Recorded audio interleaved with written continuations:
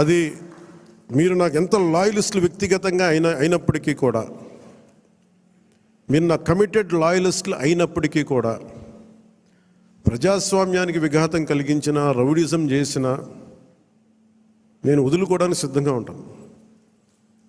దయచేసి దీన్ని మీరు మంచి మనసుతో అర్థం చేసుకోండి. అది నేను మాట్లాడినప్పుడు ఎందుకు చాలా తీవ్రంగా ఉంటుంది, చాలా గట్టిగా మాట్లాడతాను. దయచేసి దీన్ని మీరు లోతుగా తీసుకొని, ముఖ్యంగా మహిళా నాయకురాలను ఎవరన్నా సరే సామాజిక మాధ్యమాల్లో కించపరిచిన ఒక మాట అన్నా అజయ్ గారికి కూడా చెప్తా ఉన్నాను ఈ సందర్భంగా, చాలా ఫర్మ్ యాక్షన్ తీసుకోండి సార్. నేను ఈరోజు అందరి ముందు చెప్తున్నాను, you have all the right. చాలా ఫర్మ్గా చెప్పండి. మనందరినీ మనం సంస్కరించాలి అనుకున్నప్పుడు మనమే సంస్కారహీనంగా మాట్లాడితే ఎట్లా? అలాంటి వ్యక్తులని మీరు చాలా బలంగా మీ నిర్ణయం తీసుకోండి. మీ నిర్ణయం వెనక నేను ఉంటాను. అవకాశం ఇవ్వండి మారటానికి. తప్పదు అనుకున్నప్పుడు మీరు పార్టీలో నుంచి కూడా మీరు వెళ్ళిపోవాల్సి వస్తే వెళ్ళిపోనివ్వండి, ఇబ్బంది పడద్దు. ఎందుకంటే ఇది మనం చాలా కమిటెడ్గా ఇచ్చిన విజయం ప్రజలు. ఇది ఎప్పుడు ఓట్లు వేయని వాళ్ళు, ఎప్పుడు ఓట్లు వేయని వాళ్ళు, ఎక్కడో అమెరికాలోనూ దుబాయ్లోనూ వలస కార్మికులుగా జీవితాలు వెళ్ళిపోయి ఒక 40,000 ఎప్పుడో వస్తే చాలా ఇంటికి పంపించుకునే వాళ్ళు కూడా 50, 60, 1.5 లక్ష రూపాయలు ఖర్చు పెట్టుకొని, వాళ్ళు పెద్ద డాక్టర్లు కాదు, ఐటీ ఉద్యోగాలు కాదు, చిన్న సూపర్వైజర్లు, రవాణాలో పనిచేసే కార్మికులు, డ్రైవర్లు, వాళ్ళు వచ్చి 40, 70,000 ఖర్చు పెట్టి మరి ఓట్లేసి వెళ్ళారు ఇక్కడికి.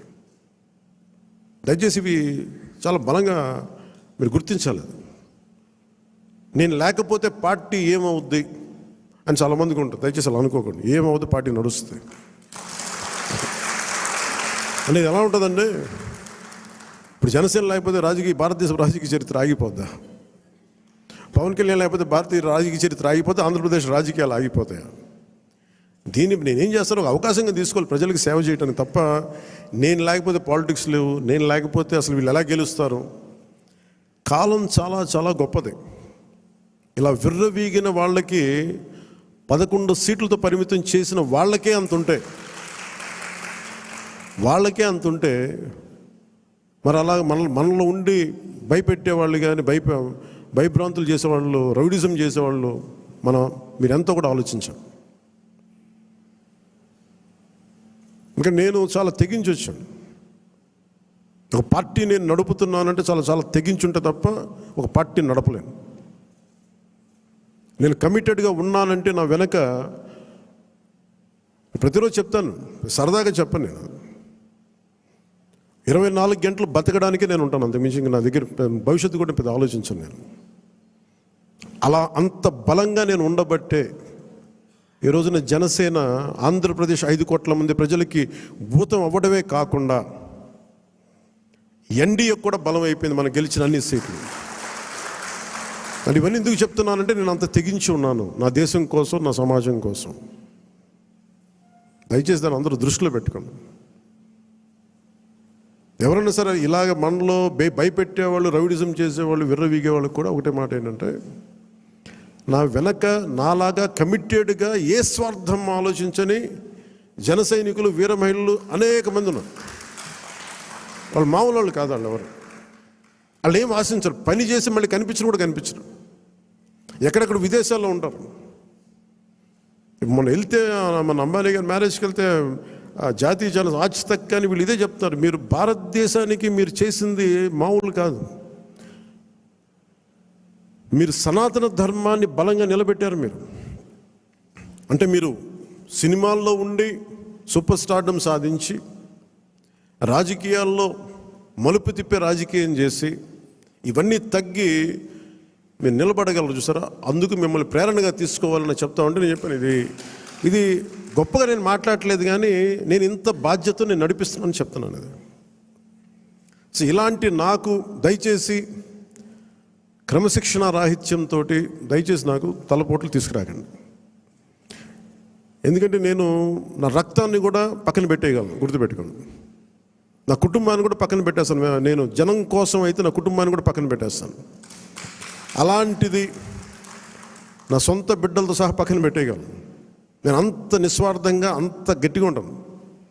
ప్రజాక్షేమం కోసం, ప్రజాస్వామ్య పరిరక్షణ కోసం నేను అంత బలంగా ఉంటాను. అందుకని దయచేసి అందరూ కూడా నన్ను ఏదో తిట్టేస్తే భయపడిపోతాను, నేను లేకపోతే ఇక్కడ గెలవం, పంచాయతీ ఎన్నికలు రావచ్చు, మున్సిపల్ ఎన్నికలు రావచ్చు, నా సత్తా ఏంటో అనుకునే వాళ్ళందరికీ కూడా ఏంటంటే సంతోషం.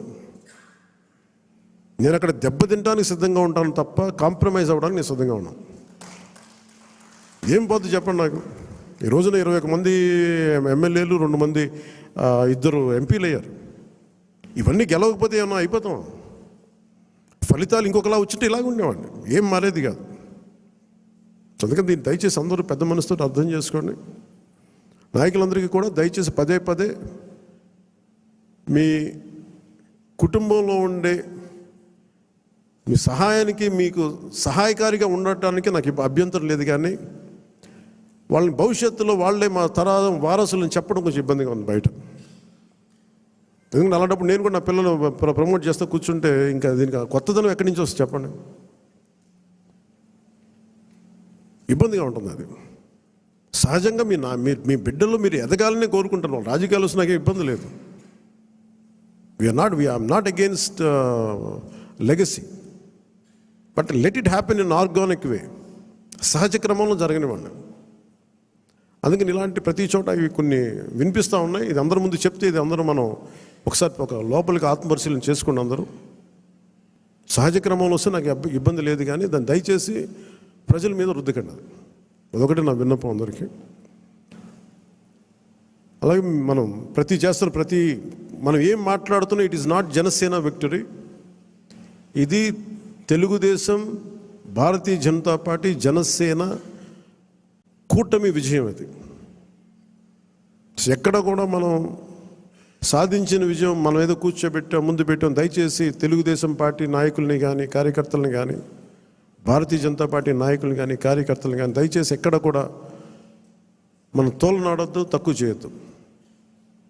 ఒకళ్ళు చేసిన తప్పుకి, ఒకవేళ పొరపాటున తప్పులు జరిగితే భవిష్యత్తులో జరిగాయని చెప్పట్లేదు, కానీ భవిష్యత్తులో అలాంటి జరిగితే దానిని వ్యక్తికి కేంద్రీకరించండి. అంతే. గబుక్కుని ఎవరో ఒక మాట అనేస్తారు. గబుక్కుని మన నాయకులు కూడా గబుక్కుని ఒకసారి ఒక మాట అంటితే అది జనసేన అన్నట్టుగా, సదరు వ్యక్తి అన్నట్టుగా. అలాంటి విధి విధానాలు ఏమంటే మనందరం కూర్చొని ఇబ్బందిగా ఉంటే కూర్చొని ఒక నిర్ణయం తీసుకుంటాం తప్ప వ్యక్తిగతంగా మీరు ఎవరిని కూడా దయచేసి కించపరిచేలాగా ఇవన్నీ చేయకండి. ఎందుకంటే చాలా పని ఉంది మనకి.